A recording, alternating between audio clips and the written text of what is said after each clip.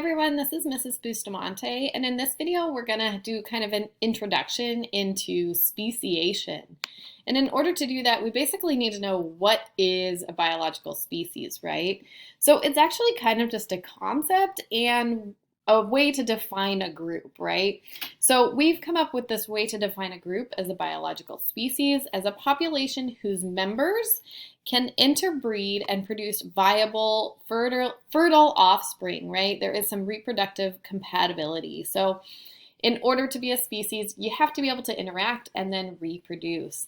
And then speciation is the creation of a new species, which will give us diversity, right, over time. And something to remember about species is sometimes things like these two meadowlarks can look and act very similarly to us, right? But they're different enough from each other to prevent interbreeding. So they are, in fact, different species from one another.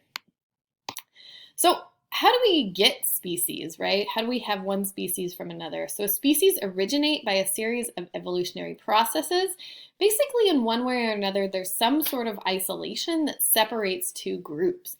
Or more groups, two or more groups, I guess, right? It could be a geographical isolation, a reproductive isolation. And then once they're isolated from each other, those two groups kind of evolve independently. They don't evolve following the same process of each other. One way in which this can happen is called allopatric speciation. Basically, this is a geographic separation. So say you had a species and all of a sudden now there's a river that runs between the middle of their habitat, right? Over time, they get isolated from each other. They can no longer reach one another. And so there's no gene flow between the two over time, and they become enough different that they become different species, right? The separation may expose populations to different selections along the way, right, based on what environment they are in. There's also something called sympatric speciation, which is where a species or two different species can still live in the same area, but become reproductively isolated from each other or their surviving ancestral population.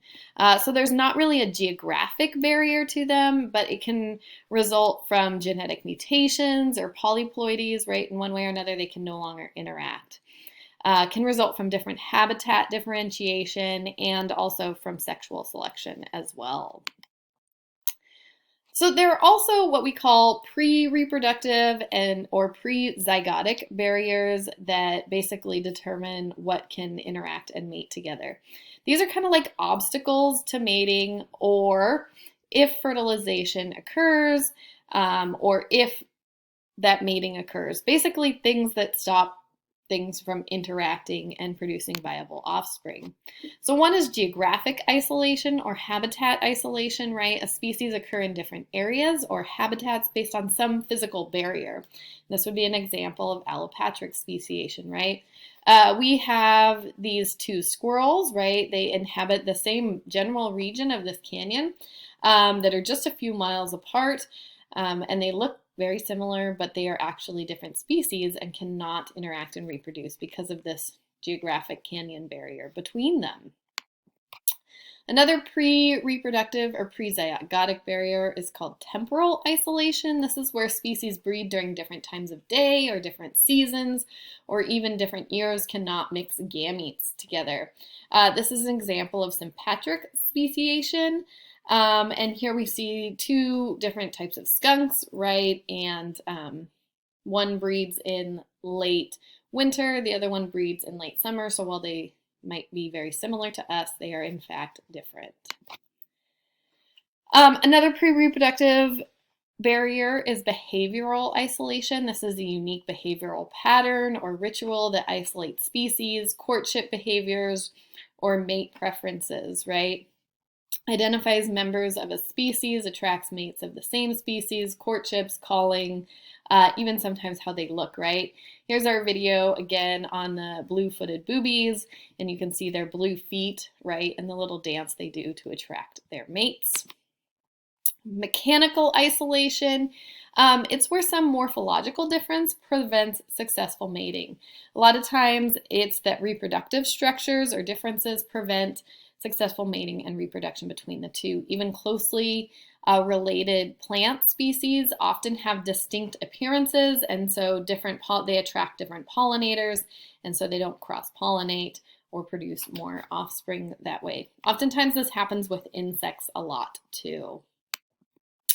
Then we can have gamete isolation. This is where the sperm of one species may not be able to fertilize the eggs of another species. There can be some sort of biochemical barrier where the sperm cannot penetrate the egg, kind of like a lock and key, right? They just don't fit together. Or chemical incompatibility where the sperm cannot survive in the female reproductive tract. If you want to go back and watch, there's a video here in which you can see something happening in some sea urchins. Then we have post-reproductive or post-zygotic barriers, right? Things that prevent the zygote from developing into a viable, fertile offspring / adult later on. And there are 3 of them that we're going to talk about here. Think about a zebroid. Zebroid here is an example of this, right? So the first one I want to talk about, what is this post-reproductive barrier, is reduced hybrid viability, right? Genes of different parent species may interact and impair the hybrid's development. So here's a species of salamander, and it may actually interbreed, but most hybrids do not complete development, and those that do are often really frail or weak and won't survive and go on to produce further. We can also have a reduced hybrid fertility, right? So what does that mean? Even if you create a successful hybrid offspring, that offspring might be sterile. And a lot of times that's because the chromosome numbers don't match up correctly. So then when they would go into meiosis, right, they can't divide correctly and have correct pairs, as we would say in normal gamete. Donkeys and horses, you can mate them together. They make mules, but you cannot go on and divide them further. And finally, we have hybrid breakdown, or I guess I should say with the mule, right? Because it has 63 chromosomes, when it would go to divide through meiosis, there wouldn't be an even amount, and we know that is important to have that even amount.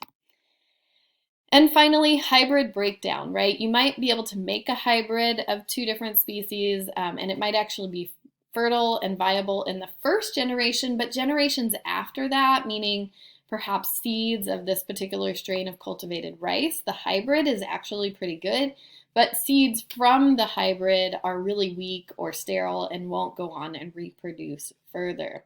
So this isn't necessarily a new species yet, but is it becoming that, right? And a lot of times we genetically engineer different plant species to kind of be like this or act like this.